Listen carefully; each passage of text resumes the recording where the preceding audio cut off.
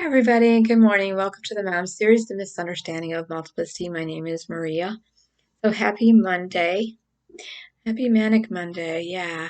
All right. So I mentioned Britney Spears the other day, and I said I would do a video about Britney. Everyone's doing a video about Britney. So I'm going to, I guess, just cover what I understand about it and what she's going through right now. Do a recap.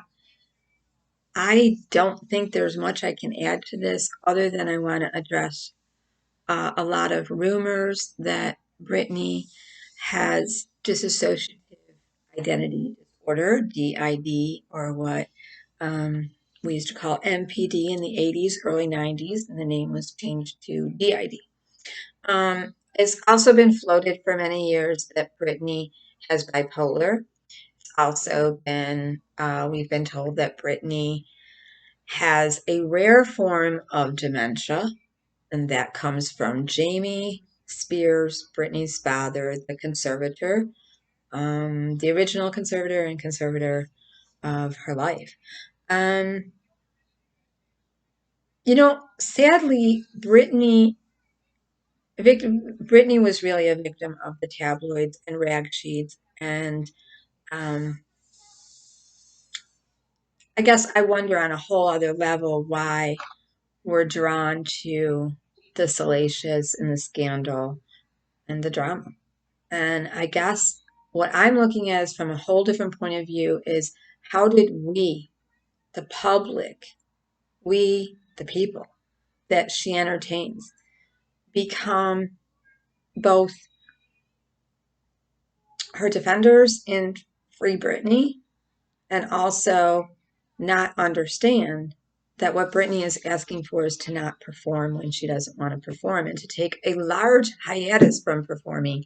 And also, um, I think it's just really important for the work that Free Britney people have been doing to not speculate as to what Britney's health actually is.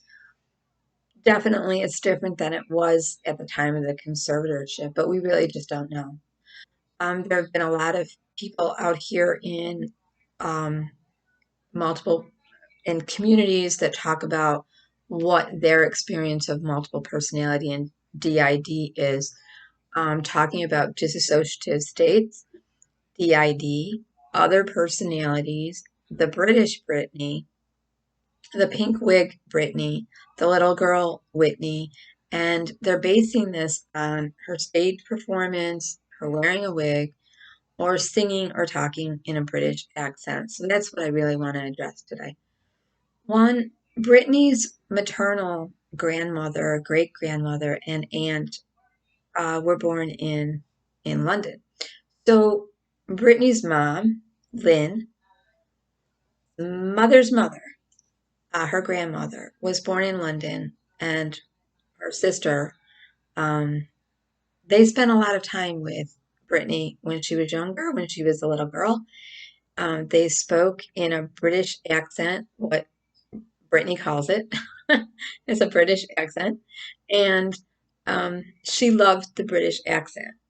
So it's not too hard to leap into that Britney would try on that sound, being having her voice being an instrument that she would try it on in her music, like she did with will.i.am in Scream and Shout, um, and just be British Britney, or that she would talk to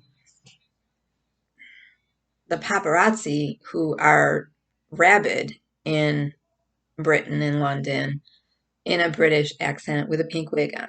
I'm not surprised. Um, I still don't think she's multiple or has DID. Um, she also goes into a whole nother octave in many of her songs, and also in interviews talks more Southern, or will talk British, or will talk in a baby girl kind of voice. And I think that's just like I could just sit here very casually and become very soft. And I don't think it takes that much effort to sound demanding and rough and then sound like to lower the register of your voice. People naturally lower the register of their voice when they're going to get angry. And um, I have heard my fair share of the dog and pony show out here of littles of DID personality systems and groups parading their littles out here on the internet. And I guess I could talk in a baby voice too. Yeah, I could talk in a baby voice. Not that hard. I really like my stuffies. It's just not that hard.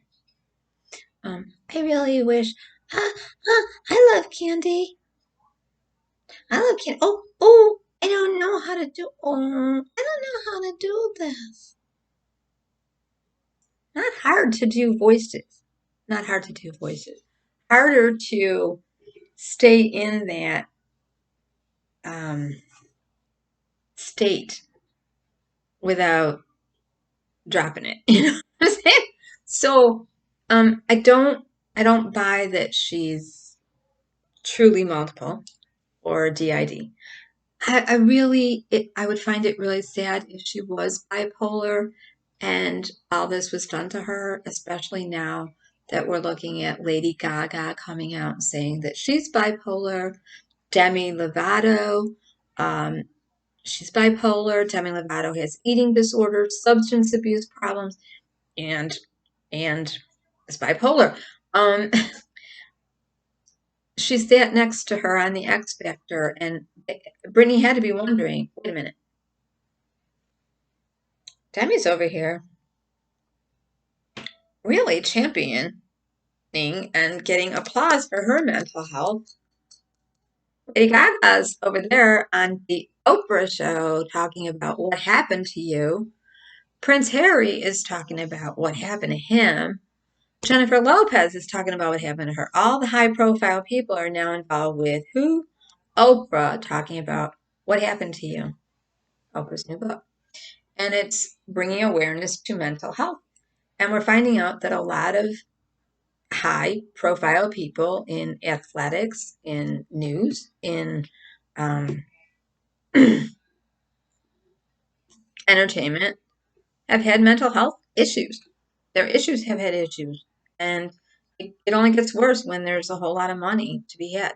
So everybody's being open and talking about that. And Brittany's like, wait a minute, I'm still under a conservatorship that makes no sense. So take a quick look at her conservatorship, and then we'll talk about dissociative fugue states really quickly.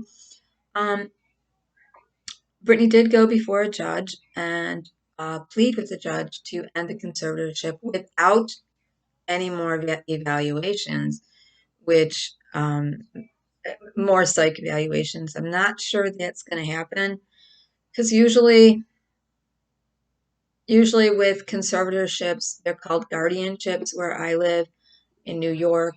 Formal guardianships, they will have somebody meet with you and talk to you and just go over simple things like reading documents, understanding what you're signing, making change, writing a check, um, knowing harm from it. Just it's really just a mental health capacity check. But more than that, they check impulsivity. So this is something that would be really important to the people that manage Britney and make money from Britney and have a roof over their head because of Britney. If Britney's working and she suddenly pulls out because she decided she doesn't like a dance move, we'll use that because that's part of the conservatorship complaint that she made. And so everybody has to change the choreography because Britney doesn't like the dance move. Well, that's extra time to learn the dance move, extra time to change the choreography, and all they're thinking about is money. So they're going to evaluate her on did she complete her tour? Did she complete her shows? Did she do what she said she was going to do? Um, if she's due to be in Las Vegas and she takes off for Hawaii, that would deem her unreliable and impulsive. So I think those are the things they're really going to look at. And then the things that she wants is her children, to see her children more. Her children are teenagers now, and they can sit down with the judge and say, hey, we don't want the 70-40, 70-30 arrangement. We love our dad, we love our mom. We realize we've been with our dad like 70% of the time, and our mom only 30% of the time. We want it to be more even. And I can't imagine why any judge would deny that, other than um, the fact that Brittany's father, Jamie, put his hands on one of her sons and has been court. He's not allowed to go near the kids. So what's confusing to me and everyone else is, one, how bad was Brittany? What did she have that allowed a California court to have so many people in charge of Brittany's life, her body, and what she did every day, and her money? So a quick recap is Jamie Lynn, her sister, is the is actually the custodian of Sean and Jaden's money that Brittany put aside. That is in a SLB trust fund, I believe, or revocable. I'll find it. Jamie Lynn has come to her sister's defense, saying that she has not received any money from Brittany. It makes no difference, and that she actually has been encouraging uh, Brittany for years if she wasn't happy with the conservatorship to contest it. That's what Jamie is saying. Um, Jamie Lynn is not a co-conservator. She is a custodian for Brittany's SJB, Revocable Trust, which protects the funds for Brittany's sons, Sean and Jaden Federline. Okay, that's pretty important.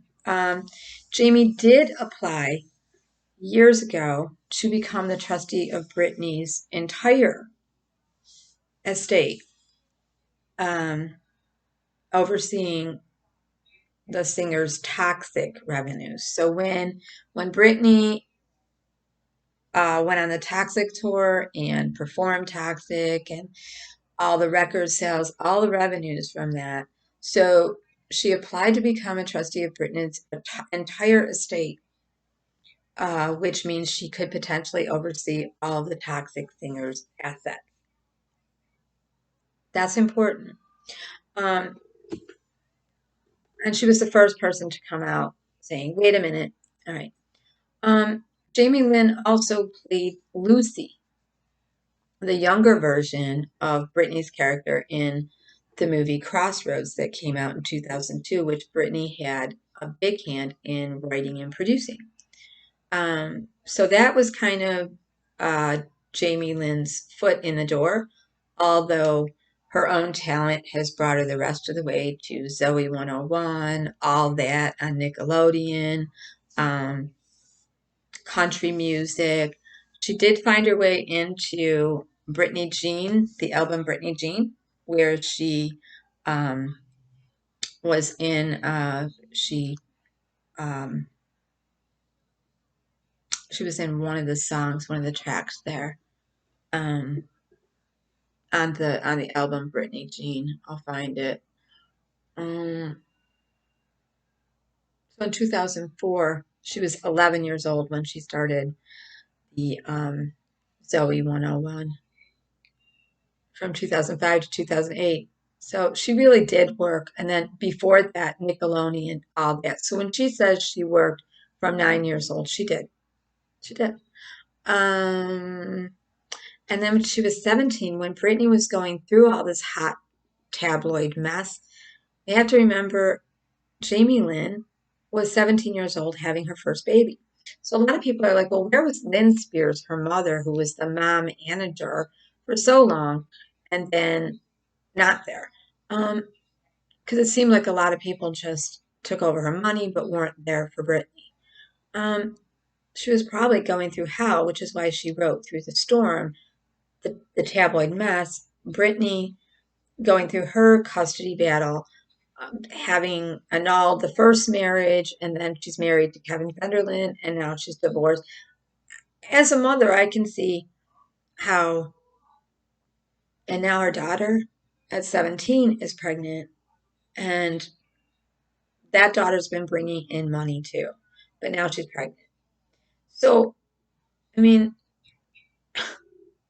I can see that this whole family is entangled in the money and also in their family being destroyed by Hollywood and entertainment. Um, Trying to get the name of that song called up. Jamie appeared in Britney Jean album "Chillin' with You." So she has had some actual revenue from being Britney's sister, for sure. Um, Being the custodian of Sean and Jaden's money, Sean and Jaden are getting everything. So she's in a very, very interesting place. Um, okay, all that said, I'm looking at the people that dropped and ran. First, the judge went ahead and appointed Bessemer Trust to become the conservatorship over Brittany. Bessemer Trust said, doesn't seem like Brittany wants anyone to look over her life. We're not interested. Can we get out of it? And they won't be doing that. They're out of it. They requested to not be conservators. As soon as they were appointed, within like about 48 hours, gone. Larry Rudolph, who's a very interesting character, who's been with Brittany from, I'd say 16 years old, 15, 16. He used to claim he discovered her with Baby Hit Me One More Time, Oops, I Did It Again. Her whole look, he changed her from that very innocent, innocent Disney. It was very important that Brittany looked like still like a Mouseketeer, innocent girl, but also um, a little sex siren vixen too. So he kind of overlooked everything. He was her manager. Um, Larry had times he was let go and times he resigned over and over again. So he was in her life for a while with Kevin Federline and then not, back and forth. He asked to be removed. So Bessemer said, no, we don't want to be conservator. Brittany doesn't want to be hurt by the conservatorship. It's not her wish. It's not good for her. No. Um, Larry Rudolph, who has known her since she became a celebrity, really, and managed her career. And she always went back to, um, he wrote a letter requesting to resign because Brittany has not been in touch with him, he claims, since 2.5 years ago, where she said she wanted to have a hiatus from working indefinitely. So what he's saying is, I'm a manager. If there's nothing to manage and Brittany doesn't want to work, there's nothing to manage. So, no hard feelings, really nice letter. And Brittany knows she can just pick up the phone if ever she wants to work, if ever she wants to work with me or wants me back in her life. I'm here for her. Meanwhile, Samuel the Third Ingram, who became her lawyer when the first conservatorship, when the actual conservatorship was put on her, after Andrew Wallet and Sam Ingram the Third are very interesting characters that I keep going back and looking at. What were they doing? Sam Ingram took over for Andrew Wallet in a sense. He was more of a personal care lawyer. So he had more daily one-on-one with Britney. They talked more. Sam Ingram, he dropped out. Andrew Wallet was the original man that was put in charge of Britney's conservatorship. And what he's claiming is that when he got on board, Britney's estate was only worth $20 million, and everybody was trying to take advantage of Britney. That it was a financial mess. That it was a train wreck. That hairdressers were claiming they were owed money. That dancers were claiming they were owed money. Distribution, just everything. Anything that was ever done for Britney in any country, people were coming and saying, pay me, pay me, pay me. And that he literally brought her estate back from wreckage and failing, Andrew Wallet, um, and built it up to at least a $40 million and got her back on track again. Or it would have been, everything would have been gone, everything. That was at the beginning of the conservatorship. As of he's gone. So, the other two lawyers that are of interest to me are two more. Because before Andrew Wallet, or right around that time, before Samuel Ingham, I keep saying Ingram, I'm sorry, Ingham the third, took over the 13-year conservatorship, who was there at the very beginning was Andrew Wallet and Joel Boxer, Joel Boxer, and Leon Gladstone. So these two were her main lawyers that supposedly Andrew Wallet found everything in wreckage. Meanwhile, Jamie Lynn was saying, look, at that time I was busy having a baby. I was working before that, having a baby. I wasn't taking any money. I'm not the family Britney's talking about. So, I mean, I think there's a lot of interesting twists and turns legally that the judge needs to look into. And then Jody Montgomery. Jody Montgomery is the temporary conservator that the court appointed because Britney didn't want Jamie, her father, to be the conservator. One, because he had health problems in 2019-20. Two, because she never wanted him to be the conservator. So usually you can put a guardian or conservator, we call it guardian here, in place that the conservatee trusts, or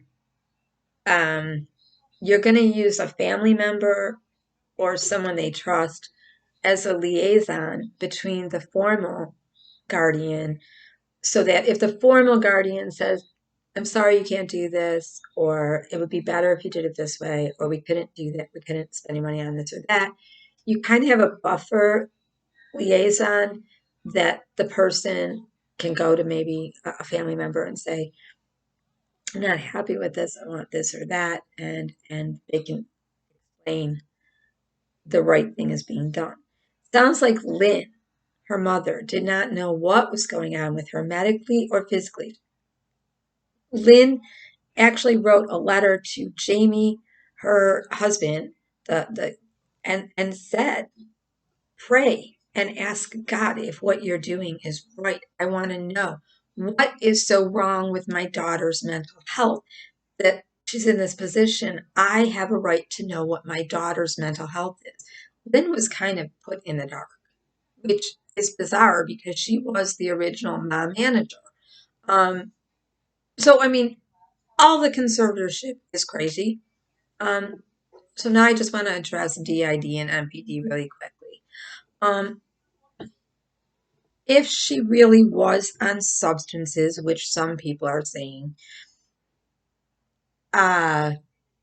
she could have been having dissociative-like fugues and they could have been explained to her father as rare, a rare form of dementia. If she was coming off of methamphetamines, years of methamphetamines use, is what Sam Lufty is saying, who was kind of this weird, I don't want to say weird character, sorry, kind of this shadowy character in her life, where he was a boyfriend slash bodyguard slash pool boy slash social media slash manager, self-entitled manager. And he sued Jamie and Lynn Spears. Lynn Spears for talking about him without his permission in her book, Through the Storm, and Jamie for punching him out.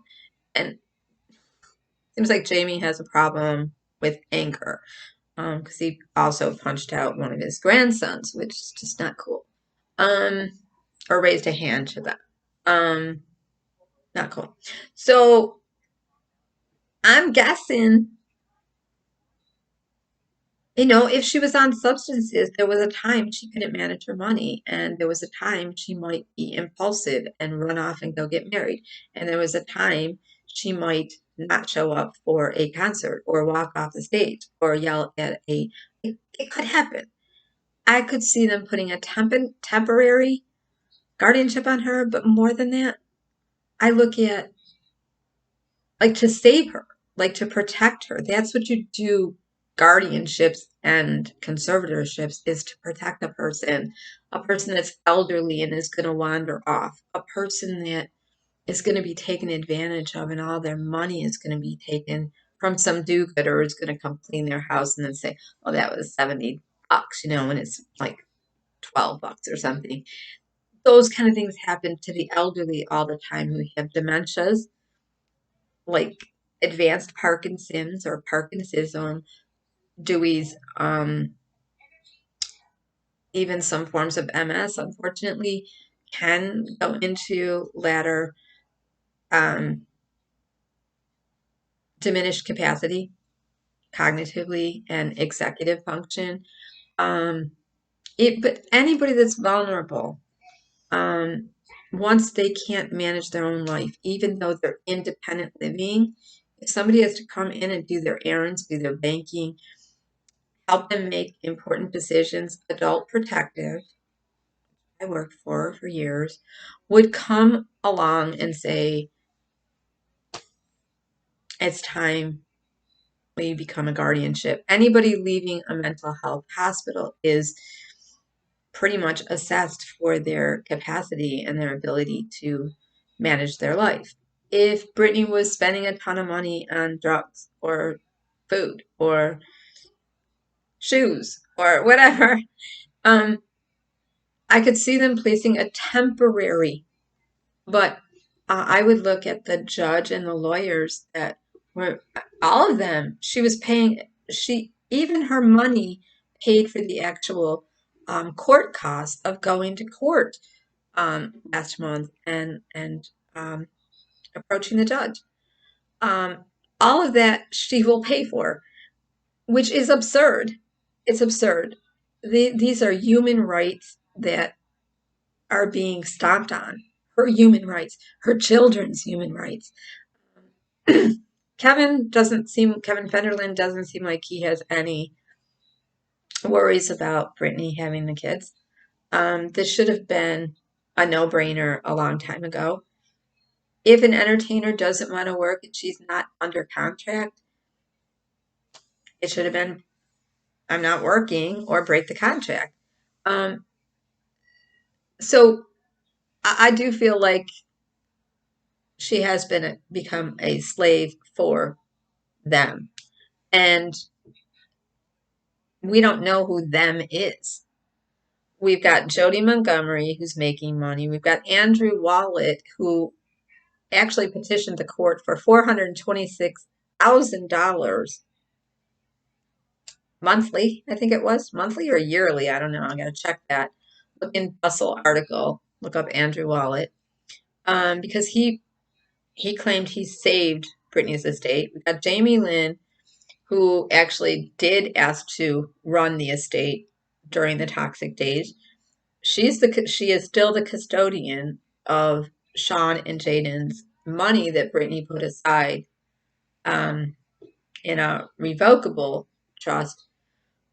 We've got Jamie, her father, who is making a ton of money just being her conservator, even a co-conservator. And now Jamie is saying that he, excuse me, wants all of Brittany's allegations to be thoroughly investigated because he has not been involved in the conservatorship for the last 2 years, and that he feels that he did a good job for the bulk of the conservatorship, that he did what his daughter would have wanted. Whatever. And maybe he did for a while, and then he didn't. Jody and Jamie are both saying there is nothing in the conservatorship that would stop Brittany from getting married or having more children. I'm afraid that's going to work against Brittany because you got to figure, where's that coming from? Where's that coming from? Other people, I want to just address one more thing. There's some people, I went there, I went to the Q page. I didn't want to go there, but I went there. There are a lot of people talking about adrenochrome, the hormone adrenochrome. I hope I'm saying that right. And how Brittany mentioned, excuse me, that she gave 8 gallons of blood a day. And there's people hypothesizing that they wanted her blood for adrenochrome hormone.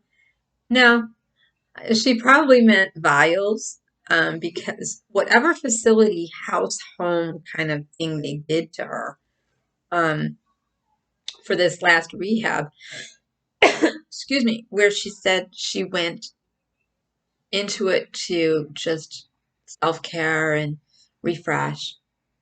And now she's saying she had to sit in a chair all day. People watched her get undressed and dressed. They saw her naked. Her She had no private moments alone. She could have no visitors, and that she gave 8 gallons of blood a day. She probably said vials of blood a day. That 6 nurses were watching her, giving her medication, making her be on lithium. They probably were taking her blood to regulate the lithium. I don't think they were drug testing her, since they were guarding her and there were security guards there and nurses there, and that they took her cell phone away from her, her credit cards, her cash, and call anyone. That is kidnapping. That's what that is. Kidnapping and abuse. And she's right. It is sex trafficking to make a person work around the clock, get up every day. Basically, what she's saying is every day that she was in this home-like facility that she voluntarily went into, but not really, that her father forced her to go into, because they said you have to go into it. So there's a real disconnect with communication there. It's like Jamie is saying whoever they are, her team, told him she must do this. And they're saying your father said you must do this. So it's the management, Brittany's people. We don't know who they all are. Framing Brittany and Free Britney has done an awesome job of digging through that mess. Um, I think that Larry Rudolph became a strange, uh, shadowy character, and so was Andrew Wallet. I definitely feel like Sam Lufty was. A lot of in the Free Britney movement are now digging into her new boyfriend, Sam, because he made some statements that weren't exactly all true about playing football or being uh, traded up to a NFL. He became he's got a great fitness website out there. He uh, he has fitness and making clean meals and nutritious food is something he enjoys doing. But Brittany has been paying him to be her chef, and the amount of money he's making is just insane. It's insane. Okay, so Sam is the man she would like to maybe marry or maybe have children with, and we see him all the time. Here's the problem. Free Britney is an awesome movement, and I'm part of the movement. There are people in the movement, though, that will go as far as Q and say, "Oh my God, they were taking her blood for the adrenochrome," or, and you get that in every movement, or, um, Sam is no good either, and she shouldn't be with Sam. If we start saying, "Brittany, watch out for Sam. Brittany, don't go back with your sister. Don't talk to your mother. Brittany," then we're doing the same thing the conservatorship has done. Public court, the public opinion still thinks of Brittany as that 17, 18, 16, 17, 18-year-old, 19-year-old, 20-year-old girl that if you just stayed with Justin, everything would have been fine, but you cheated on Justin. Okay, some people are saying Diane Sawyer should um, apologize. I agree. At this point, I've always thought that Diane Sawyer's had interview skills that were very pushy. I felt that way when she did Whitney's interview skills. I felt like she was very aggressive in her interviewing style. Um, there should be a difference between valid newscasters, interviewers, and the paparazzi and rag sheet. And there isn't right now. I felt like Matt Lauer didn't do a good interview with Brittany either. Um, a lot of people expected Brittany to stay exactly the way they first came to know her in the Mickey Mouse Club or way back on Star Search with Ed McMahon, or maybe the girl in Crossroads. Um, and they did not want to see her grow up and become a sensual woman in her own right and powerful woman. Um, so I think she did play with the Southern accent and then her aggressiveness and the British. I think she just loves the British accent. Um, some people have said that Britney could be DID or multiple because she wore a pink wig and she wore the different color wig. No, not really. If she was a fan of anime or if she spent time touring in Japan, which she did, or Brazil or London or Germany, anywhere else other than the States, um, women were wearing pink wigs and blue wigs and purple wigs and rainbow wigs all the time, a long time ago. It was in style, it's fashionable in the club, especially in the club scene, to have um, I want to say like an anime type um, rainbow hair. It was very popular. Um, why does she shave her head? Some people say, especially Sam Lufty, said that Brittany had left Promises rehab and knew that Kevin Fenderlin wanted her hair for drug testing for methamphetamines because he believed she was still using. And that's why she left Promises. So that she went there to shave her head to make sure that nobody could get hair samples. Um, but really, Brittany's hair was fried. It was fried.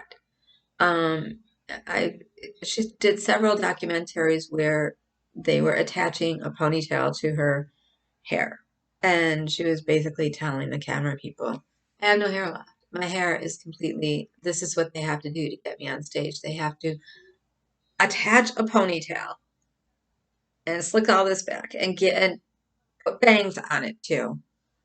Um, yeah, I have no hair.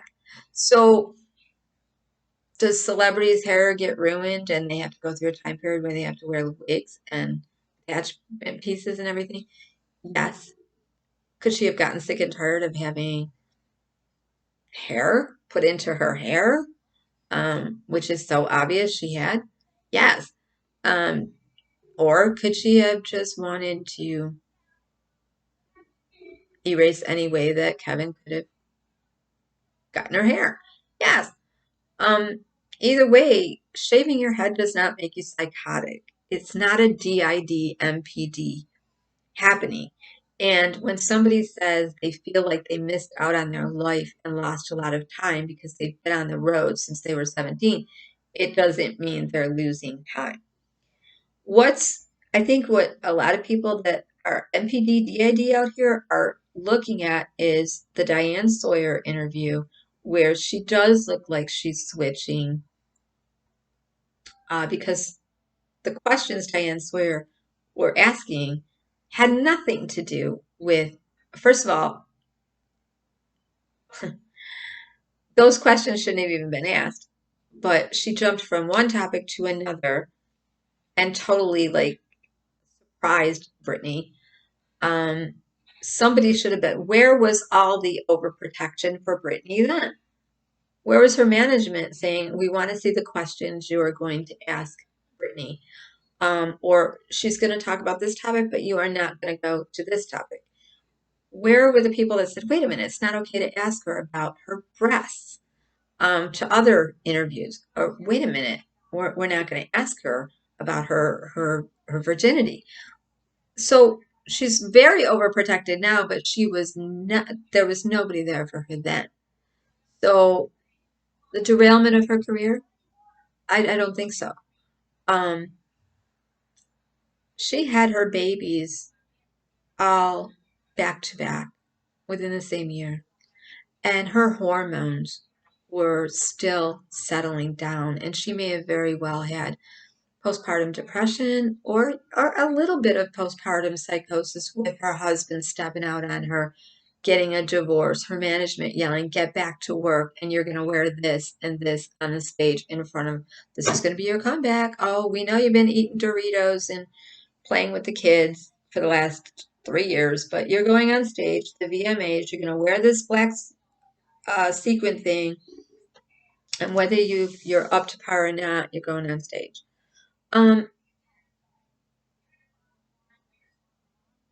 to me, the entire ordeal is sad, and I think that Hollywood in general was taking Britney down a notch at that VMA award show. I think that was the industry's way, her management's way of saying, you don't call the shots, we do.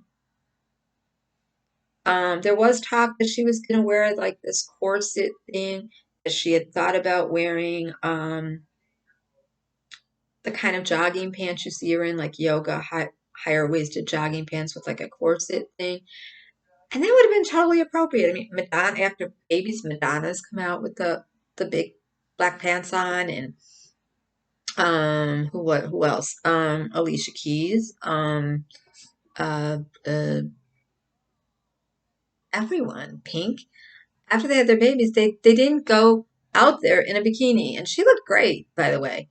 So I didn't understand all the fuss, other than she looked scared and sad. A lot of people said it was because Sarah Silverman made talked about her children being a mistake, and just that. But Sarah Silverman said no, there was no way Brittany heard her practice her monologue because um, she didn't say it out loud beforehand, so Brittany wouldn't have heard it before she went on stage. Who knows why or what there?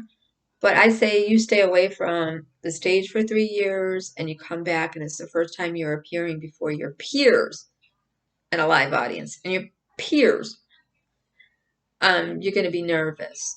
So I'm not only a fan of Britney, I just really hope and pray that she does truly get free and that people stop speculating about her mental health. Um, because whatever she did back then, she's not that now.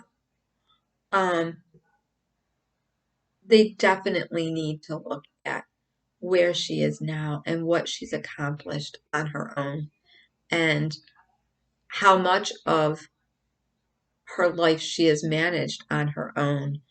Um, I think with people that um, fall into mental health emergencies, we tend to only see them that way for the rest of their life. And that's why I think the framing of Britney is such an awesome documentary because we it does show how the public is part of the problem too. The tabloids, the media, but the public, like us, even the Free Britney movement, there's aspects of it as great and awesome a job as they've done. There's elements of that group that want to fall into the, oh my God, they took gallons of blood from Britney because they wanted her adrenochrome, and it just goes on and on. Or, oh my God, get her away from Sam. Sam's no good. No, no. If Sam is what's making, what you're saying is you don't trust Britney's decision making to have Sam in her life. If she feels comfortable with Sam, and Sam's got his own celebrity with his fitness business and his chefing, if she wants to pay him that much, we can't question it if we're going to say free Britney. We can't. If she decides to reconcile with her family that she wanted to sue, but reconcile maybe with um, Jamie Lynn. So cousins can be together and there can be some sense of family. If we question that, we are as bad as the conservatorship. So at this point, I just really hope and pray that Britney gets whatever Britney deserves right now and wants in her life and her children. It's been hard for all of them. Um, and with the understanding that, a lot of Free Britney people I don't think understand. Britney's decision might be to never perform again. And we would have to respect that. All right, back to the MPD DID. I don't think she has DID. I think she had a mental health, hormonally charged grief shock reaction that may have looked like a dissociative fugue state. Dissociative fugue states happen with dissociative disorders. They also happen with severe trauma, loss, shock. Your children are in your arms 1 minute, in your home 1 minute, and gone the next. You're standing, you got freedom, and suddenly you're in a hospital.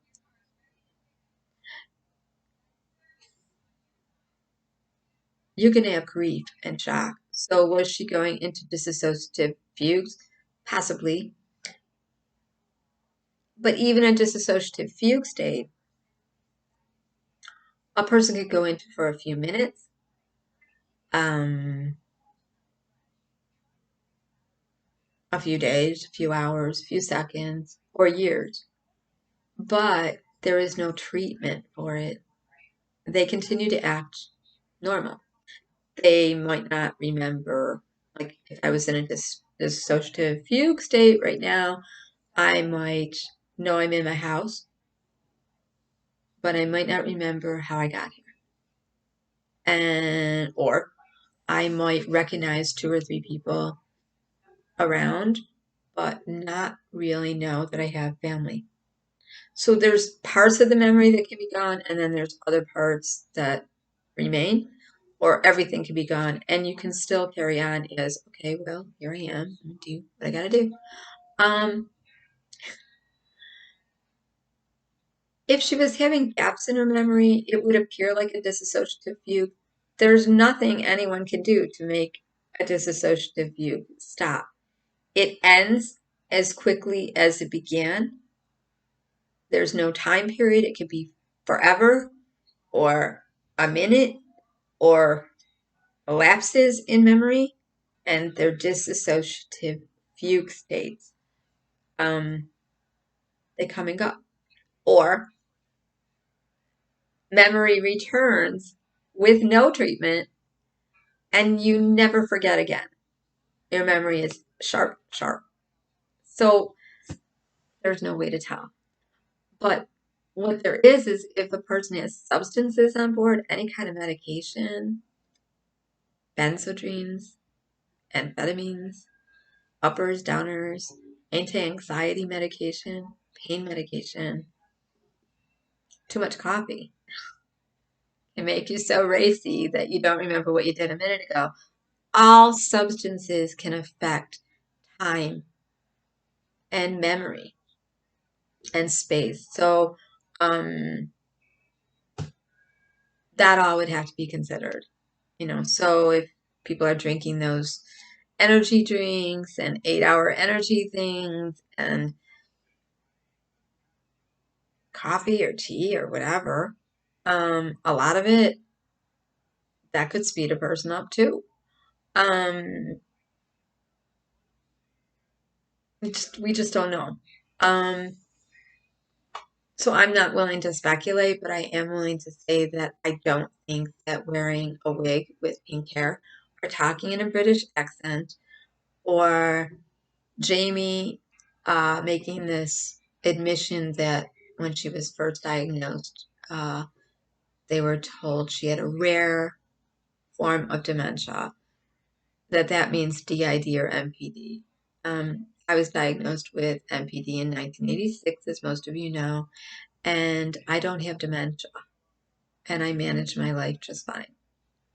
So, um, just be careful when DID people in the DID community and MPD community are out here parading your littles around and doing the dog and pony show and switching. Like, I'm going to switch on camera.